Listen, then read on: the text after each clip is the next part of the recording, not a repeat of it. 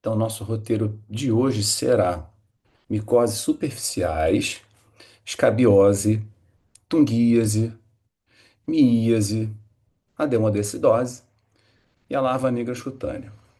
A gente começa colocando essa imagem que basicamente não tem nada. Então, quando eu olho um exame histopatológico que me parece que não há informações relevantes, a gente pode classificá-la como uma possível dermatose invisível. E quando a gente pensa em dermatose invisível, à primeira vista a gente não tem nada, né? E aí não tem uma inflamação significativa, e por isso eu vou considerar algumas hipóteses, como vitiligo, como uma ictiose, como uma hanseníase, que no seu padrão indeterminado não forma granuloma, e infiltrado é bastante discreto. E também, dentro do nosso grupo de estudos, nós vamos lembrar da famosa pitilisase versicolor. Então, a pitilisase versicolor, né, é uma infecção fúngica superficial e que ela pode realmente mostrar, ó, hífase e esporos que podem ficar agrupados, né, de uma maneira lembrando, né, macarrão com almôndegas, e na maioria das vezes ele é uma doença hipoinflamatória, então não costuma ter espongiose, nada que seja muito notório, então ela cai no grupo das dermatoses invisíveis. Então percebam aqui no maior detalhe como a gente tem, né, os esporos arredondados, as hifas alongadas, e que lembram esse agrupado como se fossem um macarrão com almôndega. Já na onychomicose, a gente vai perceber também as hifas alongadas, coloridas pela coloração de PAS, de uma maneira bem tranquila aqui, ó. Aqui, nossas hifas positivas no PAS. É claro que tudo isso depende muito da coleta, né? Então, se o material for mal coletado, muito fragmentado, a gente acaba perdendo a chance desse diagnóstico. Então, percebemos aqui também as hifas em corte transversal e as hifas alongadas em corte longitudinal.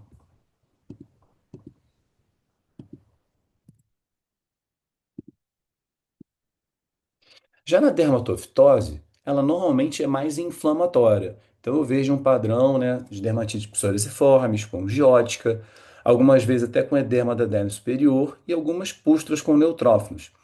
E essa é a dica. Toda vez que eu vejo neutrófilo na camada córnea, eu tenho que lembrar que poderia ser uma infecção fúngica e daí pedir as colorações especiais, né? Como o PAS ou o Grocô. Então a gente tem aquele famoso sinal de sanduíche, onde eu percebo ortoceratose, paraceratose e ortoceratose novamente. Então a paraceratose seria tipo um hambúrguer que seria coberto por duas fatias de pão, que são as ortoceratoses. Então essa é uma dica indireta para imaginar que eu possa ter uma infecção fúngica. Então, eu percebo essa movimentação aqui de neutrófilos na epiderme superior e na camada córnea, sempre considerar a possibilidade de uma infecção fúngica e o PS associado. Então, vemos aqui uma dermatite espongiótica, uma leve acantose e uma córnea com paraceratose. E mesmo no HE, a gente já consegue ver estruturas que lembram, né, túbulos alongados, semelhantes a hifas. E, óbvio, a gente vai corroborar esse diagnóstico com as colorações especiais, como essa aqui, que é o PAS. Percebam que a gente vê hipas septadas, ramificadas. Então, assim, fatalmente um dermatófito. E aí, com isso, a gente consegue fazer um diagnóstico de maneira muito mais clara. Um caso muito interessante, que na primeira impressão a epiderme me pareceu uma hiperplasia psoriasiforme, leve espongiose, mas a derme superior mostrava bastante edema. Então eu até pensei primariamente que isso pudesse ser uma síndrome de Switch. A gente aproxima, vê que tem uma reação com edema em alguns neutrófilos, além de umas hemácias extravasadas. Então, a dermatose neutrofílica de Switch poderia ser muito bem considerada. No entanto, o paciente reclamava muito de prurido, que não é uma queixa muito constante, né, para suíte, e sim ardência e dor. Então, no contexto de um prurido, eu pedi uma coloração especial, como o Grocô, e o Grocô marcou aqui, ó, as hifas alongadas, né, septadas, na camada córnea. Então, com isso, nosso diagnóstico foi de uma dermatofitose com edema, dermatofitose quase que bolhosa. Então, olha aqui, a reação inflamatória.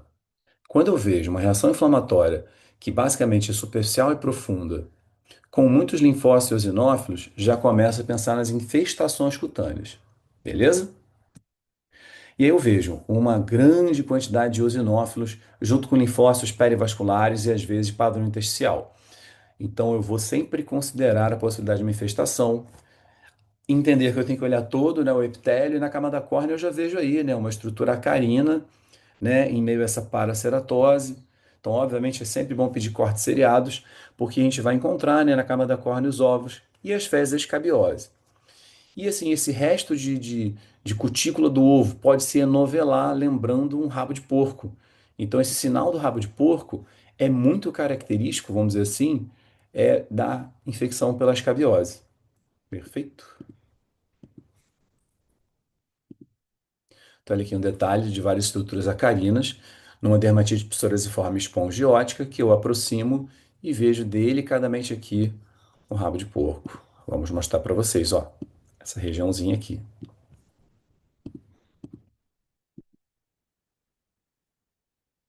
Então, olha no maior detalhe, né, o pigtail sign, numa paraceratose, as estruturas dos ovos e dos ácaros. Então, lindo diagnóstico aí de escabiose. Já a tungísia, né, infecção pela Tunga penetrans, é uma pulga que faz um prurido frequente, com lesões bem arredondadas, que em geral tem uma área escurecida central, onde é a iminência, né, dessa pulga. Prurido bastante significativo.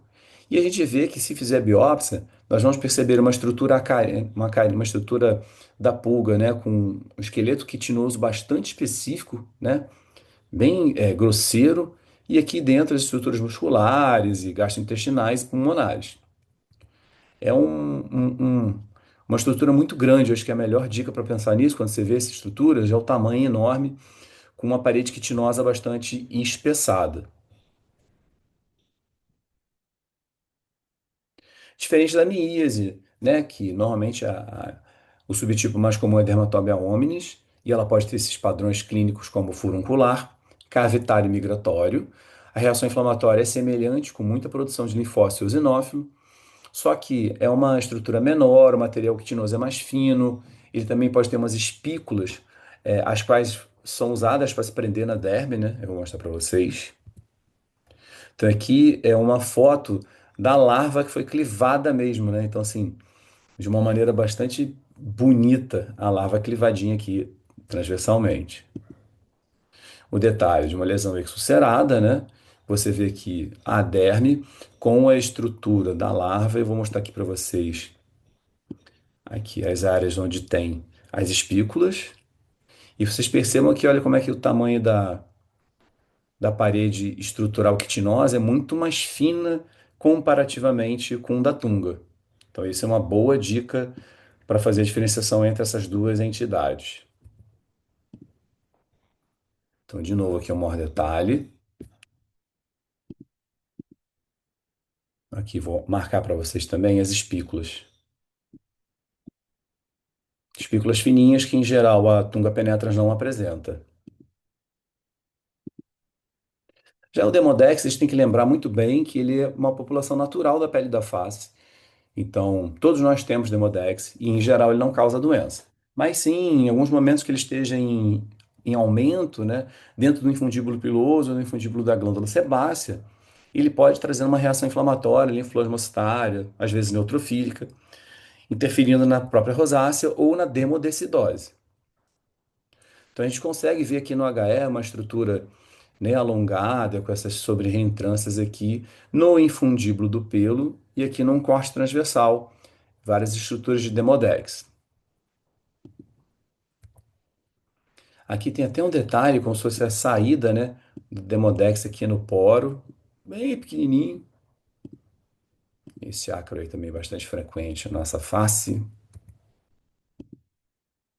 E a larva migras, como é que ela tem a sua clínica, né? Uma progressão rápida, pruriginosa, e a gente sabe que relacionado à contaminação de fezes de gatos e cachorros, relacionados ao Ancylostoma brasiliense, né? A forma mais clássica é aquela forma migrante que faz um padrão serpiginoso clínico, mas em alguns momentos você pode ter múltiplas lesões que ficam de padrão papuloso.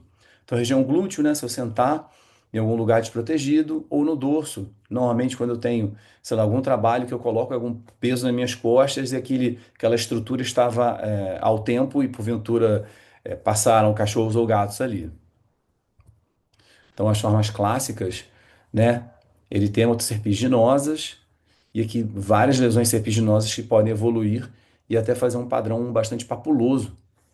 Então, acho que clinicamente o diagnóstico de larva migras é feito e não é necessária biópsia. Mas, caso a gente faça uma biópsia desse padrão, eu vou ver estruturas larvais pequenas, superficiais, realmente ali na boca da camada córnea ou na epiderme superior, com uma leve reação inflamatória com espongiose, linfócitos e eosinófilos.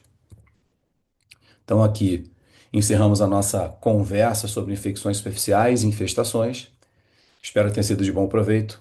Obrigado.